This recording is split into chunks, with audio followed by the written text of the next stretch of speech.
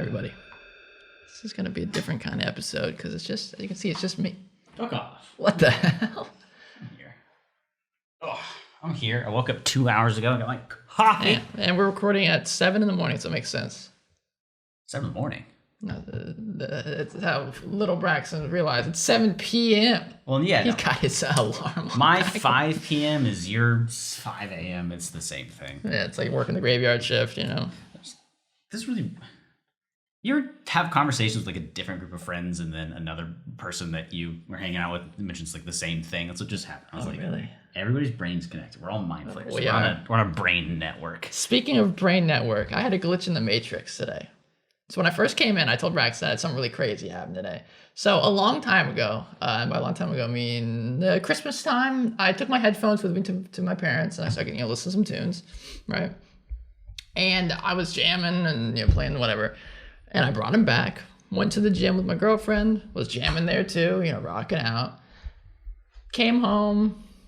I in my mind, I left my headphones in my jacket pocket. Yeah. Right? So I'll go to the gym later this week. I'll just keep them in there. Boom. Keep going. Easy. They're wireless, small little wireless headphones. So now, the week rolled by, went to go get my headphones. Gone.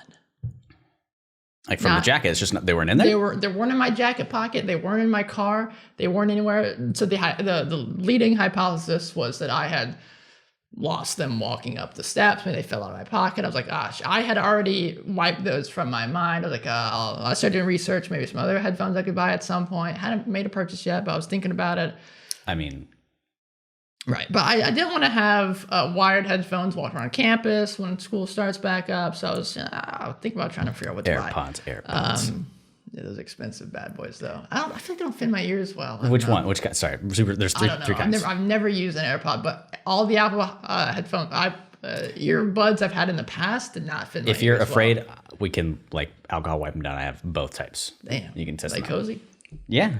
Certain types fit my ear. I got small ear holes. I do need to say. Anyway. Anywho.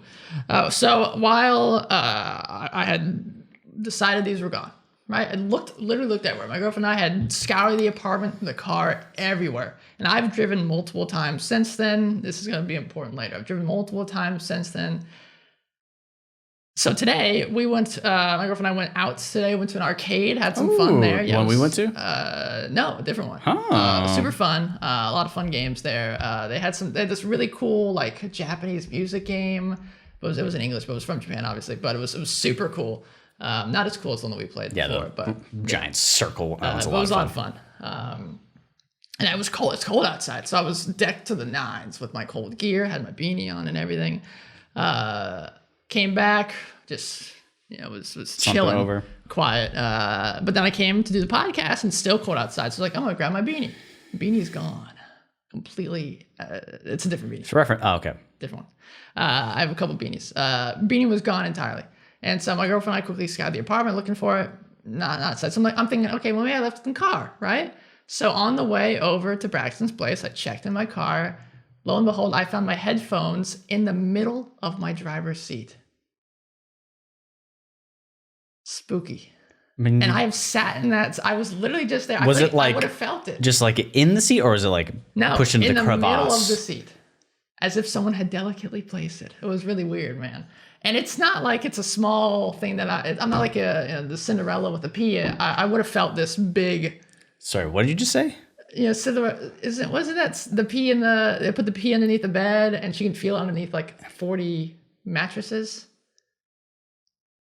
My brain did not think of the vegetable, and I was. Yeah. I do recall that. I am so sorry. It's a pretty big lumpy object. So it's like the charging box for my headphones, and it was just sitting there.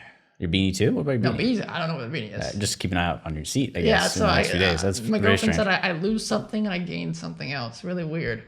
Except they were both years before. Out there or something. I don't know. Maybe it's just JD. Really mess weird. with him, his cat. So really weird. The reason I have 3 sets of AirPods is a situation similar to that. I've lost one of them for ages, and I was moving back from Chicago, and it was in the laundry hamper at the very bottom. Oh. I found it eventually. So I've bought several types of AirPods. We'll get you fitted. Make sure that it's nice and tailored to your what I ear think. hole. Check out the molds. I have not had such a crazy week, They but sound good. Not to sponsor an it's- AirPod podcast here, but what were you using before? like do I even know Tozo or something? Okay, They're yeah. like So it's going to sound $39.99. better than that.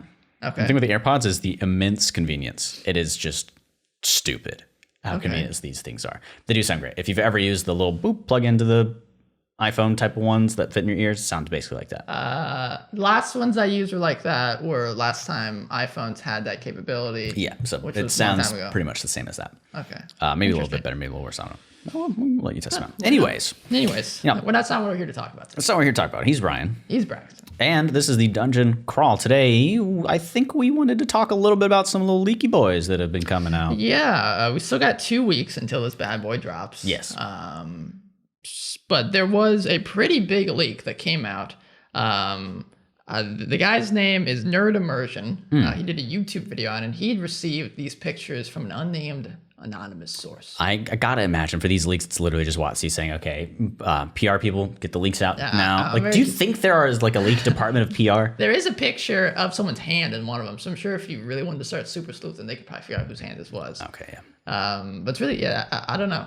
I know actually I don't know, but it's been rumored that for music people, at least back in the day, that how it was too, someone would leak it online like a couple days beforehand to build up some hype for it. And they're like, oh, no, yeah, leaks, get him out of there. And everybody. There was a comment on one of these videos saying that they should start paying this guy because now more people are, they said, I've not seen more people talk about this book until this moment. Yeah, I mean, it's nothing that I was super, like, crazy stoked about. I like...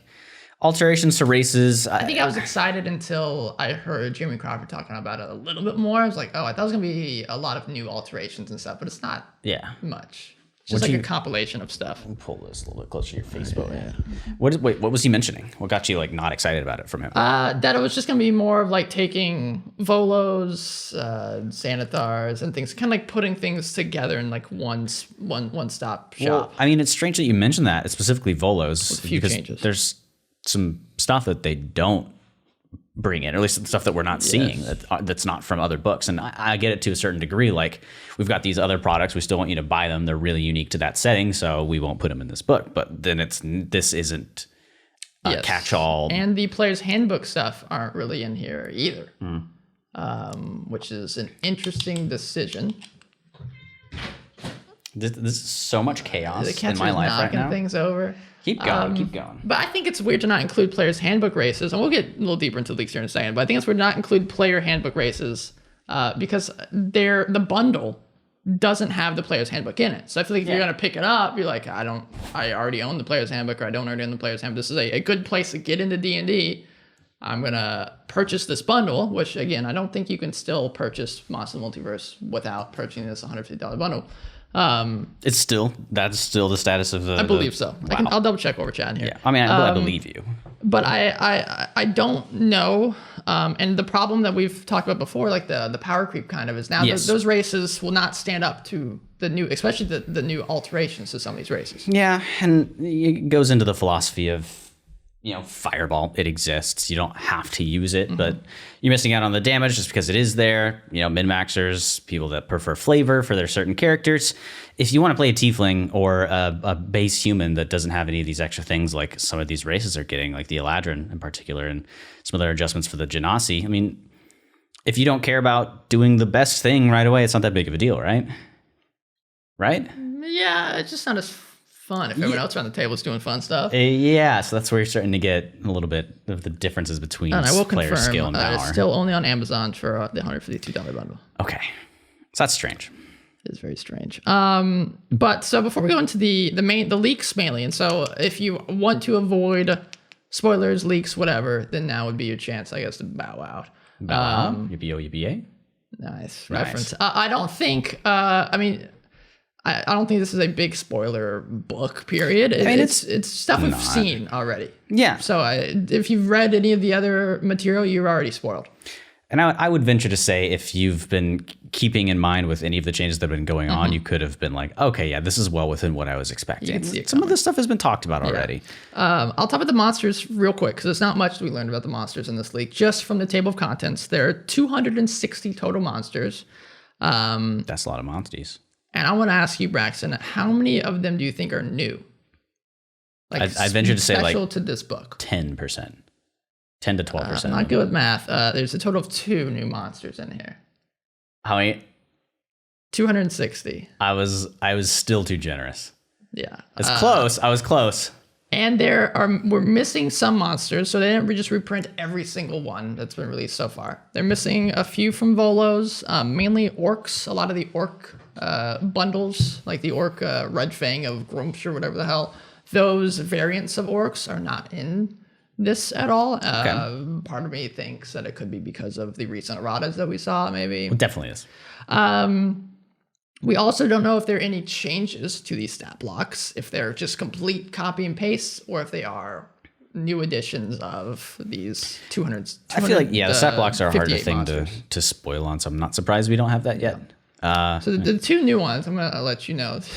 If you're excited for these 2 new monsters, one is a cow. The second is a dolphin of sorts. Well, one is a cow. It's a special cow. There's a couple variants of cows. I don't know if you were aware.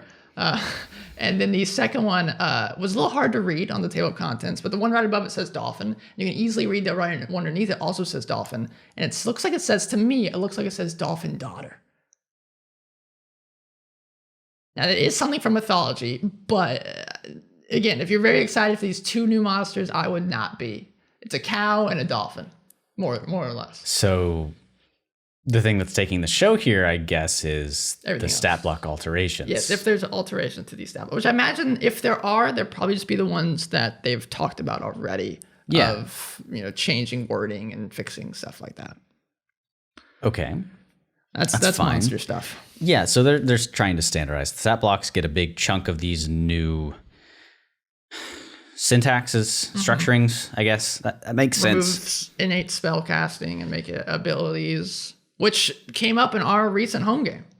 Someone was going to use one of their abilities that was for a spell attack or something. And granted, the ability of the creature was like an AoE effect, so it wasn't a spell, or it wasn't even the same idea of a spell. It was very different. But regardless, you wouldn't be able to use that on a feature that is basically a fireball, but doesn't say spell. Yeah, that'll come up a lot. It's so interesting, and I get it, but the next portion of all of this is a post that Ryan has given us that's kind of digested the leak. So this isn't the source of the leak, but user Tiger Kirby 215 was somebody who kind of posted this. Kind of summarizing what Nerd Immersion has discussed, and they made 2 about 30-minute videos. Yeah, their tagline is that a homebrew reference? Yes. Nice. So a lot of the alterations that have come to races in 5e are kind of quality of life changes and leading in the direction of homogeny.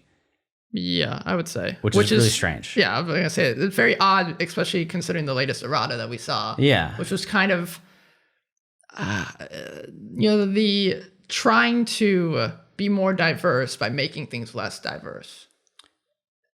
That's what it feels like to me. It is. And I want to explore the wording of that a bit more. It's all about who's delivering the message and who is controlling things. So WotC is a big corporation, right? Yes. Far be it from them, and maybe rightfully so, maybe not rightfully so, to dictate what something is. That's an opinion that does exist in the space right now for tabletop games and anybody everywhere with large companies. So they're in a unique position where if they make a stance or create something, it is turned into that is their statement on what this thing is and has to be, despite any language mentioning, hey, you can change this however you want.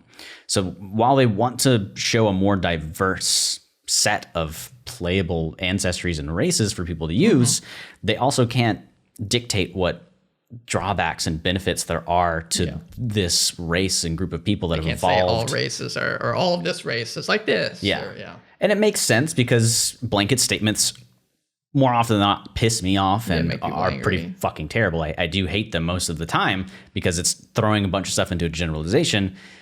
But these also function as blanket statements to a lot of people. Yes. So you come in and you're looking at And it's really strange, but it's the first thing that shows up is sunlight sensitivity. Yes. So they removed it from player races because I guess players found it annoying. It makes sense. Yeah, I guess it could be annoying if your game takes place predominantly above ground in the sun during daylight, and the rest of your party doesn't have this issue, and then you're having to deal with these disadvantages. Yeah. But they've kept it in for the monsters. We only saw a few monsters, like a Duragar, I think we saw, and there might have been 2 Duragars, I don't remember. But those had sunlight sensitivity. I think a Kobold, we saw a Kobold, they had sunlight sensitivity, while the races do not. Yeah. So this may be a little less politically charged sunlight sensitivity. It's not something that people deal with due to who they are. It's probably just an annoyance. Yeah. So I would say this makes sense. I would prefer to leave it in, but I've been in a spot where, maybe I've considered wanting to be a vampire, but this is the massive drawback. Those of you out there, I was like, well, hell yeah, that's what vampires are. That's the drawback you get for the powers that you might have. But in this case, I think I would rather have DM. I'm thinking of playing a vampire. They go, okay. And I'm like, wait, don't they have sunlight sensitivity? No, they don't have that at all. I kind of want to have that. Does the Dampier have it? The Dampier has a alternate form of it. Okay. It kind of changes. I can't remember. So I think it's easier to say, hey, let's add in the negative effect because it's cool and we want immersion versus, hey, this is in the player's handbook. It's a negative effect. They're already good. We can't remove it. Like I could see a cool lore reason for like a drow not having it in someone's world or a campaign because maybe this group of drow have lived above ground for a few generations now. Yeah. There you go. And it's something that we're doing in our story as well, in our the world's home campaign. There's reprinting. I mean, almost everything is reprint. There's nothing really new here. Yeah. I was expecting the Travelers of the Multiverse to be in here, which makes me think I'm probably going to sound like a broken record here, but I'm going to be making bank. Planescape? Yeah, making bank when it comes true. I feel Planescape coming our way at some point. Well, where do you think these races are going to fit in, these multiverse ones? I mean, it's literally called Monsters of the Multiverse and not going to include the multiverse UA that was in here. I'm going to start giving Ryan more in this. I'm going to start leaning into it a bit more because of their statement on, hey, we're not just the Faroms. How do you get more people to play stuff when you put a portal system or a multiverse accessibility thing in your games? Like, here's how you go from here to here. You don't need that one massive spell from Tasha's or Icewind Dale. That's why I'm like leaning into it a bit more. That, and they're just putting all these races in a one big thing. Yeah, because the ones that were in the Plasmoid or something was in there. There's some weird stuff. The elephant guy. Yeah. There's some cool ones in there. I was very surprised not to see that in here. So I would imagine sometime in 2022.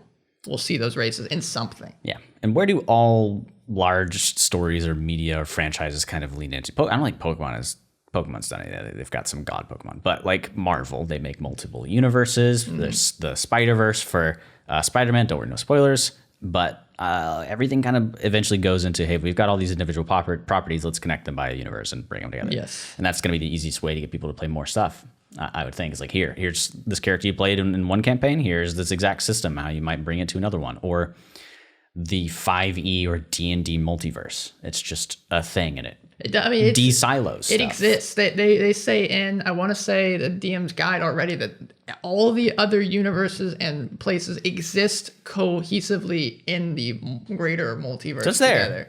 Especially with Dream of the Blue Veil, you can get to those other places. I don't know how they're going to do it or what pitch would make them want to release it in 2022. That's still the part that I'm like, I don't think it's enough for them.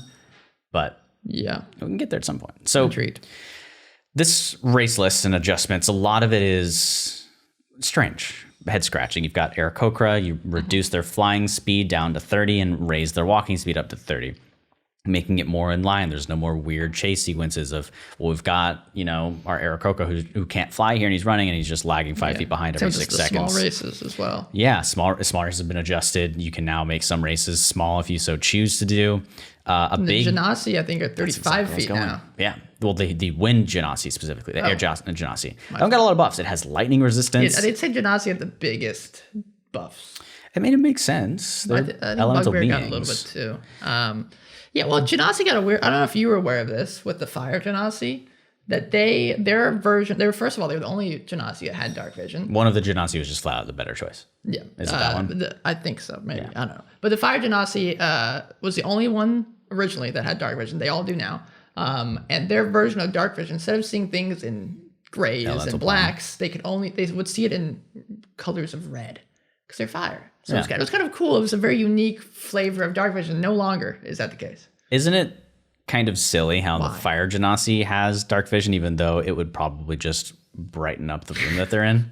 Fair, but now they all got dark Yeah, vision. So, yeah. but I don't understand that change at all. Well, why bother changing something that was made it unique? Well, we're seeing a lot of stuff that's just simplicity. They're saving on ink and text, and people getting confused. They see dark vision, done. You know, it's not a long block of text that says, "Hey, this is how they see this, this, and that," and it takes up time for people to read it. I did see they clarified. I don't know if you remember. I think it was the UA or something where we were a little peeved about the lifespan stuff that they were talking about. Yeah. It said most things live about the life of a general human. Some Yes. live for centuries, like the elves and whatnot. Yes, they've clarified a little bit more in this from what I saw. That they said something like that unless stated otherwise, it would live for standard human wise. And There you go. it's typically now in the races says it does add that, like it says turtles usually live this amount of time and stuff like that, unless otherwise stated. So There's something else really unique in the Genasi that and they've height and weight as well. Also Yes. They've never done this before, at least to my knowledge, they haven't done it. Making a spell as a part of a class, feature, or race you've chosen and altering its cost. Yeah, that's now a few in here. It seems like Blade Ward, because if you choose to be an Earth Genasi, you can cast that as a bonus action instead, which honestly the spell should be anyways. But that's really unique. So Fire's got Flame Blade. Flame. For those of you that are listening right now, T, you know who you are. Flame Blade. I'm sorry. Then I was excited to see like stuff for Githyanki and Githzerai and everything else that came in. And I was thinking, okay, they're putting a lot of alterations. Shatterkire in here. They're getting all the kind of beast-like races to Baxi, Turtle. They got the bunnies in here, Harengon. Yeah, Yuan-Ti, they obviously removed Pureblood just because of implications there. Like that's a kind of culturally appropriate thing that they're altering. But you get through all of this and you notice the changes in feat and making things homogenous, easier to read. There's some proficiencies that have been altered from per day to proficiency bonus. But then you get to the bottom and there's a lot of things that aren't in this, or at least that we can't tell. The statement is list of races not reprinted. So I don't know if this is for sure and we can say without a doubt that they're not in it, or if this is just a suggestion. Table of contents, they are not. Okay, so they're not. Yeah. What are your thoughts on that? I think some of them like Like tiefling subraces. Are they not putting subraces in this at all? They've got the Durgar, which apparently aren't dwarves, but they are dwarves, but they're not dwarves. Asimar, they removed the sub races from that as well and combined that into one, and they've just made it a feature you choose at level 3. The cats are attacking your hat. It's fine. And instead, they made a level 3 feature of the Asimar. You pick your heritage, I guess, and it's the exact same ability you would get from your sub race. Only difference is that it just is a bonus action now, and only affects at least for the Shadow one, for the Fallen one, it only affects enemies instead of friendlies as well. So this is a little similar to Pathfinder 2nd edition, right? You've got your ancestry and your lineage. Yeah. The alterations, tiefling are literally not a race in that, or not an ancestry. They're lineage, or whatever the verbiage on that is. I'm still not super used to Pathfinder character creation, but I was a little sad because I thought for a while we were expanding and adding cultures and different types of races. So we had this large growth of diversity, and now we're not putting them in. Is it because you want Mordecai and Sim of Foes and Sword Coast Adventures guy, where tiefling subraces are in both of those, to be in those books, so there's still a reason to go buy it? Are we trying to make this Monster of the Multiverse an accessible thing, or are people going to be like, well, where are the tiefling things? Fuck, now I need to go buy other stuff. Well, I don't understand. Some of them I could get. You could say they're setting specific, sure, why not? But I don't get why you would put so many races in here. There's only a few. Like I said, the player handbook ones aren't in here. Kalshar's not in there? Kalshar's not in there. But the Changeling is in there. There's a few that are head scratchers why they would keep in, why they would keep out. It seems maybe they just made it a poll like in the office. It was like, hey, which ones should we include? And whichever ones were like in the last 10, they decided not to. It's like Monsters of the Multiverse. I feel like debunks already that it's setting specific. If these settings are in the multiverse, they should be in this book, I guess. I want to be able to buy this or tell people to say, hey, if you make a lot of characters for D&D, whether it's Beyond or not, if you buy this, you're going to have access to every race. And now it's going to be, well, Braxton of the Dungeon Crawl fame, you told me to buy this book, but I wanted to see the Tiefling Subreddit. I still don't have access to them yet. Well, you need to buy Sword Coast Adventures and other books to be able to get those. This isn't fulfilling the purpose that I want it to fulfill. Yeah, I would hope. So far, this is not the case because we learned all this from the leaks. Exactly. I would hope that they would have it somewhere say, hey, these races are included. And D&D Beyond usually shows you. But if you're not a D&D Beyond guy, your first time getting into D&D, you're trying to look up what books. You see a bundle of 150, which is, actually more expensive unless if you're to buy them all separately. Except you can't get Monster Multiverse separately anyway. Regardless. So you'd be like, hey, that's probably a good bundle to get. First time getting to D&D, sure, why not? Yeah. That's kind of how they're marketing it as well. It's a good introduction guide into it. You won't know that these aren't in there. And then you might be like, I saw this owl race. It looks really cute. No, that's like a Magic the Gathering Strixhaven thing. So I guess they kept it in there. And that's the conversation. Yeah, you have to go buy it if you want to play as him. See, he's angry too. I don't think it's like Probably picking up couldn't the hear. mic, but that's kind of funny. He's been playing games more often lately. My upstairs neighbor. I don't know. Yeah, he said no one fucking plays. Our mics are pretty good. Wait, what did he say? You didn't hear? He said no one fucking pays attention. I thought you said nobody plays Genshin. I agree with that. No one pays attention anymore now than in these days. Exactly. You wouldn't be paying attention if you bought this book hoping that everything's going to be in there. I think it's kind of cute that they didn't. Not cute. They didn't include the grungs in here because the grungs are only in one grung above and a small little thing you can get up on their website. So it's just like the turtle was only on like a small little thing before they put it out other places. There's this person who made a comment, CR_Kraken_Kraken_fledgling. Happy Cake Day, by the way. Nice. It's just Cake Day, apparently. From his perspective, the biggest pros, and everybody echoes these: Air Genasi, innate spells with slots. Duragar being a dwarf, but not culturally, is a good move. Biggest cons, and this is strange to me. Do you like Tosh's optional rules? Yes. Yeah. So I this would person, say probably most people would, I would imagine. Biggest cons, I fucking said that Tosh's optional rules will not stay optionals, and you call me stupid, and yet here we are. Apparently, people want them to remain optional and not something that is just guaranteed. To the things that let people change their spell slots and extra features, the ranger reworks that are in them, those things are Tasha's optional rules. Is that I'm down. I may be referring to like the ones where when you pick your race, you just instead of maybe those the ones they're referring to. I don't know. It could be anything. The new racial abilities and how that you decide that. Because I think the class was. I think most people are probably pretty down with the class abilities, but the race ones I think people were less on board with. Yeah. He's also a little upset about the kobold. It was gutted, and now it's no longer very flavorful. I agree with the kobold, but I'm still salty about the errata kobold. So I might not be the best judge. It's a lot of stuff. I mean, this is the majority of the reworks here. The other biggest discussion that I was going to talk about, but Ryan suggested we have a full discussion on it because I think it is a bigger statement on the structuring of WotC's view on the most commonly played game and how short rests work. It's something that's shown up a lot in these classes and features in race abilities or class abilities is proficiency bonus usage. Yeah. So spells that for long rest, you can use equal to your proficiency bonus, and it refreshes again on that long rest. And a lot of these are in here. And I won't go too deeply into it, but you either have a party that can function with short rests and you sleep, and maybe you have like 2 to 3 encounters a day and you fill it up, or you play a game like Ryan and I do, and every 10 sessions you have a combat encounter.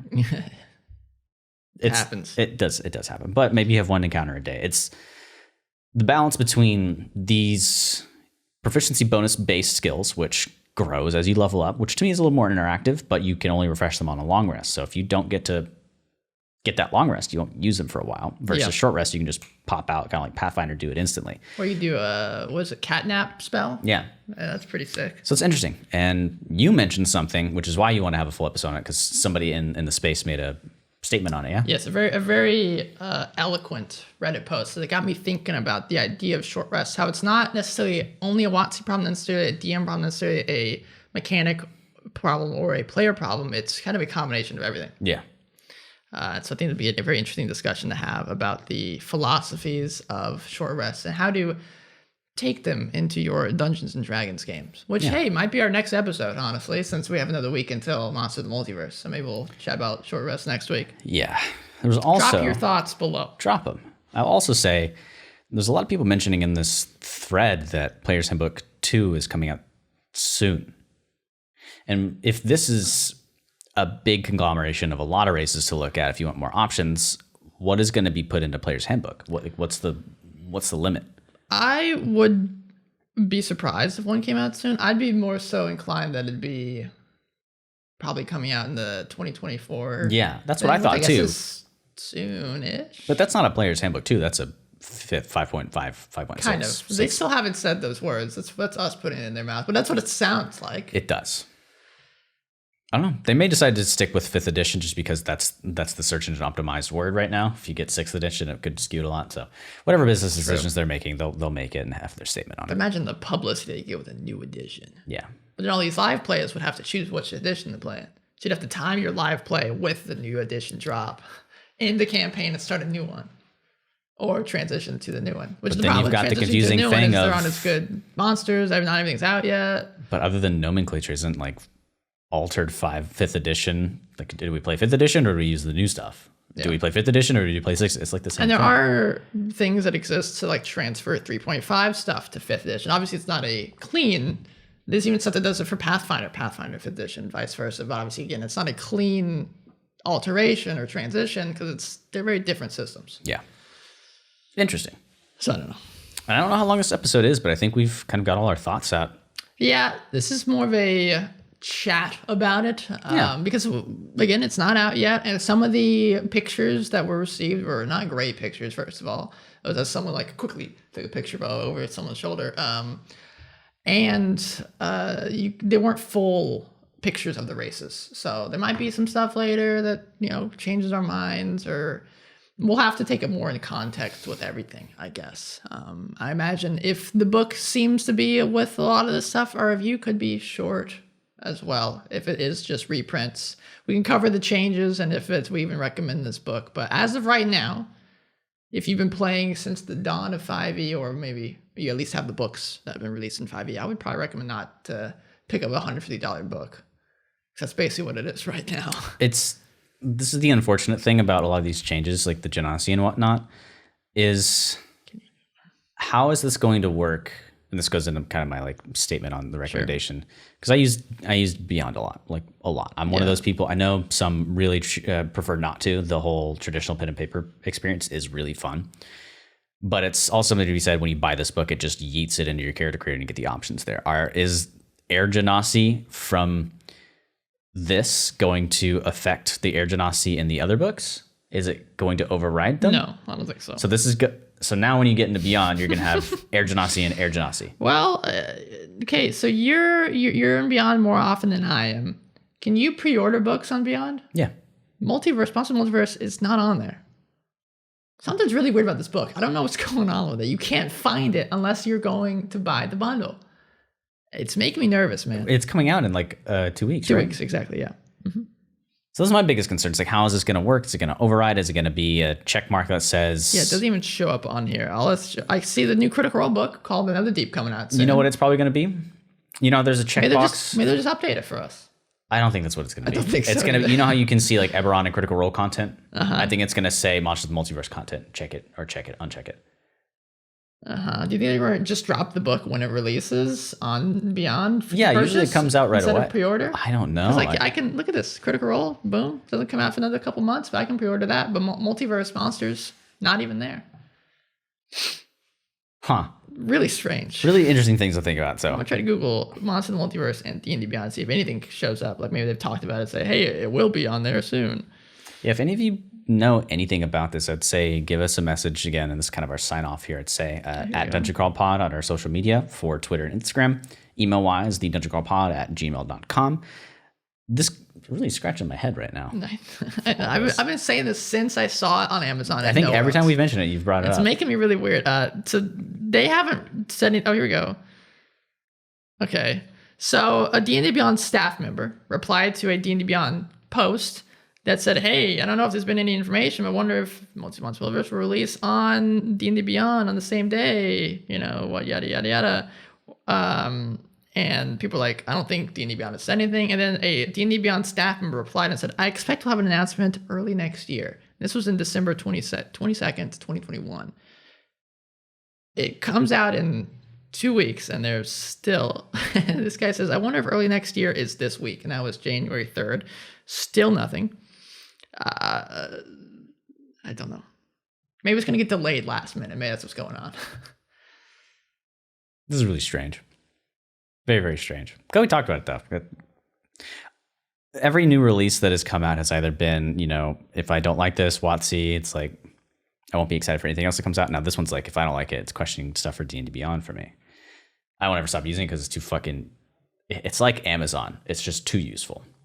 But regardless, Again, I'll say at Dungeon Crawl Pod for Twitter and Instagram, thedungeoncrawlpod@gmail.com for the email. If you're interested in talking with us directly, like real quick, like instant messaging, a la AOL Messenger, whatever, back in the day, Discord's pretty new. It's pretty cool. Pretty nifty. There's a link tree. You can jump in there. We have a few games that run every so weeks, a 5e Zelda game, a couple of Pathfinder games. If you ever want to jump in, run something, get to know us a little bit, hang around for a while, and maybe we'll let you run or jump into one. If you want to talk about this and head scratch together, there's a little tabletop channel that we can talk about and whatnot. There's also, in that link as well, our Patreon.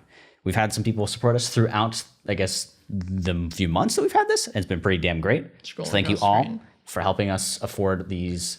I think there's like 5 or 6 subscriptions that are just bouncing around all the time. And it's really helpful. We're just like, oh yeah, Patreon, just yeet that at it. So podcasts don't make themselves. They don't. Maybe they do. They just grow on trees. That's the future. AI is making podcasts. This would be the spot that I would normally, say, go do some stuff. But no. To see what I would be saying here, you will have to go to Apple Podcasts, rate us 5 stars, and I'll if you do it, you'll learn about it next week. Monsters of the Multiverse. Monsters of the Multiverse. More like Monsters of the... Luckily, you don't have to drop $150 to see what I'm going to say next week. Yeah, we're going to try to save you $150. If you don't have any of it, it might be a good purchase, but like that's a chunk of change to drop on RP. Yeah, I don't know. And still, so the final consensus I saw was people were thinking they were going to talk about it in the dev update on D&D Beyond that was going to happen this week, but that got canceled via a tweet not too long ago. So who knows, right? Who knows? Yeah, people have COVID taken off. Sure. Imagine that's part of it. Pre-orders. I don't know. You know what else? You know what is consistent? He's been Ryan. And he's always been practicing. Except when I'm not, when I stream. It's almost my birthday. It was just his birthday. Yeah, we're a couple older. Days ago. By the time you see this, he'll almost be older. There's only like a 5-day period where he's older than me. But if you see this after like Tuesday or Wednesday, then we'll both be older. So if you're watching this on Tuesday, there's a chance I'm doing a 24-hour stream. There's a chance. There's a chance. No, I mean, it is happening, but there's a chance I'm still up if it's before a certain time. What account? I don't know. You'll have to find out. We'll have to find out. Final thoughts. I think next week we'll be covering short rest stuff. So if you have any thoughts on that or any thoughts on just this whole D&D Beyond debacle or thoughts on Monsters of the Multiverse, please comment below. Yeah. It's a call to action. Kind of a little unfair. Maybe if we know our episodes, we'll ask for that. I think this is a record. We went 1 week after saying everything we loved about the year to start shitting all over stuff again. That was pretty quick. It's all right. We got to turn the shit machine off for 1 episode and then flip back. And the majority of it wasn't even D&D. I don't think we had a single book that we liked from D&D. Well, Fitzband, kind of. And then Minsk and Boo, kind of, is kind of WotC. Kind of. It's Authors, at least debatable. sanctioned by them. Sanctioned. They should just sanction Matthew Colville. Matt Colville. Just get him in there. All right. Thanks for calling with us. See you guys next week. Peace. I don't know.